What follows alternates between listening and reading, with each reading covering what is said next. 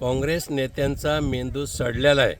मग हर्षवर्धन सपकाळ असो किंवा सचिन सावंत असो, मताचं लांगून चालन करण्यासाठी आणि त्यांना एक माहिती की या महाराष्ट्रामध्ये आता आपल्याला सर्वसामान्य जनता कधीच प्रतिनिधित्व देत नाही, म्हणून की काय त्यांनी फक्त आता लांगून चालन करण्यासाठी टिपू सुलतानचा उदो करण्याचं काम हाती घेतलं आहे। खरं तर छत्रपती शिवाजी महाराज यांच्या समकक्ष टिपू सुलतानची बरोबरी करणं ही मानसिकता केवळ द्वेषाची होय।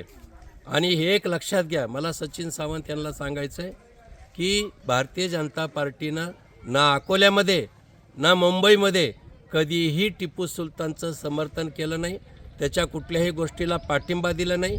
हे सर्व काही काँग्रेसवाल्याने केलं। तुम्हालाच असं अयोग्य काम सुचतं हे लक्षात घ्या।